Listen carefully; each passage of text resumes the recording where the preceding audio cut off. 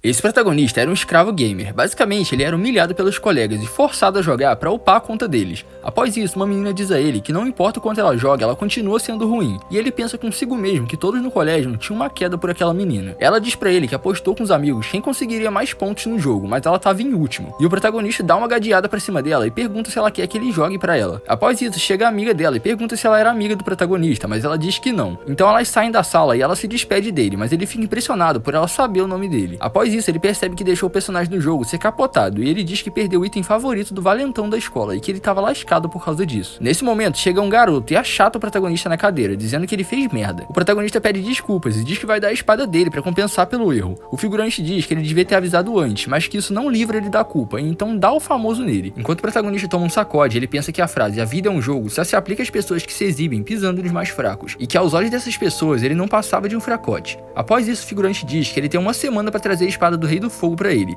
e o protagonista diz que não dá pra conseguir um item lendário em uma semana. O figurante diz que ele tava todo corado enquanto falava com o Arin, e diz que se ele não trouxer a espada em uma semana, ele vai despir ele e dar outro sacode na frente da Arin. Após isso, vemos o protagonista feliz pelo recesso escolar, já que ele não ia ver os valentões da escola, e ele diz que ama jogos e que era nível máximo no Roach RPG. Ele diz que apesar de ser um fracassado na vida real, no jogo ele era forte, mas após isso o personagem capota enfrentando um boss, e ele diz que estava com mau pressentimento. Após isso o jogo atualiza e o nível máximo aumenta, junto com a dificuldade dos bosses, que fica muito mais difícil. Ele joga por 37 horas seguidas, mas mesmo assim não consegue o item que o valentão queria, e depois de 144 horas jogando, ele já estava quase desistindo, mas chega um jogador muito forte e ajuda ele a conseguir o item. Mas após isso o protagonista colapsa e ele pensou até que era o fim ali, mas aí acaba surgindo uma janela do sistema perguntando se ele aceitava uma missão. Ele simplesmente aceita, e então ele é teletransportado para o colégio. Ele se pergunta se aquilo era um sonho, então surge uma janela de status na frente dele, e ele vê que a classe dele era escravo gamer impotente. Após isso, o sistema diz que toda a experiência que ele já ganhou em todos os jogos vai ser dada a ele agora, e então o figurante achata ele de novo. O protagonista olha para ele pistola, mas ele não gosta nem um pouco e dá mais um sacode no protagonista. Após isso, a Arin chega e vê ele apanhando.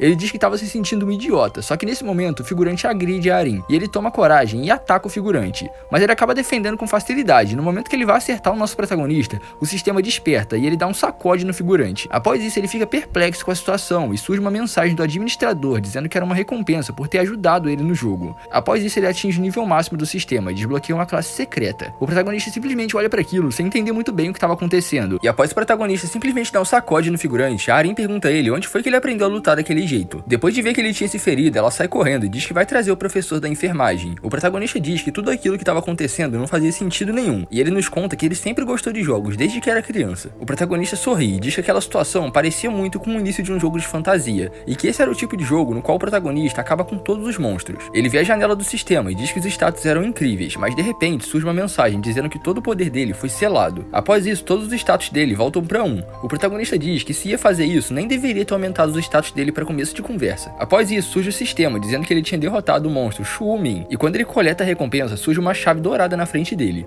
Após isso, vemos os outros alunos dizendo que o protagonista provavelmente tinha apanhado de novo, mas ele estava completamente distraído com a chave que recebeu na missão. Ele percebe que era um item lendário, mas resolve guardar, porque ainda não sabia como usar aquilo. Ele diz que precisa descobrir a identidade do administrador que deu os poderes para ele, e nesse momento surge uma missão, dizendo que ele ia ser convidado hoje à noite, e que ele deve aceitar esse convite. Logo após isso, um garoto tromba com o protagonista, e os dois caem no chão. Após ver que o garoto tinha machucado o nariz, ele pergunta se ele estava bem, mas o garoto simplesmente vai embora e diz que estava bem. Após isso, o protagonista entra no banheiro e um figurante diz que viu ele derrubando o Shu Min. Então ele convida o protagonista para sair de noite com umas garotas de outro colégio, mas ele acaba inventando uma desculpa e resolve não se misturar com os delinquentes. Após isso, o sistema diz que ele vai sofrer a penalidade por ter recusado uma missão, e logo após isso o protagonista sente uma dor enorme e começa a rolar no chão. Após isso, ele acaba aceitando a missão sem ter muita escolha. Ele diz que tá nervoso e com muito medo, mas após ver as garotas ele fica todo alegre. E chegando lá, o figurante diz que ele pode pegar tudo que ele quiser, porque a carteira já estava chegando. Após isso, chega o garoto que tinha esbarrado no nosso protagonista mais cedo, então começa a humilhar ele. Após isso, uma garota chama o figurante para dançar, mas o figurante diz que seria bem mais legal se a carteira dançasse serenatas. A menina diz que não deveriam obrigar ele a fazer isso, então o figurante diz que ele gosta de dançar, e ele acaba concordando, com medo de ser humilhado. Após isso, o protagonista vai ao banheiro e diz que a única razão dele não estar sendo humilhado ali é porque o figurante acha que ele é forte. E então ele se dá conta de que já cumpriu a condição da missão e que poderia simplesmente ir embora. Após isso, ele volta e ao ver que estava humilhando o garoto mais uma vez, ele tenta defender ele, mas nesse momento aparece mais um delinquente atrás do protagonista, e no momento que ele vê o tamanho do cara, ele simplesmente desiste de ajudar o garoto, com medo de apanhar. O figurante pergunta o que ele queria falar antes, e ele disfarça, dizendo que queria cantar. Nesse Nesse momento aparece uma missão, dizendo pra ele bater na cabeça do figurante com um microfone. Ele fica nervoso, pensando que não seria capaz de fazer aquilo, então o sistema diz que ele vai sofrer a punição se falhar.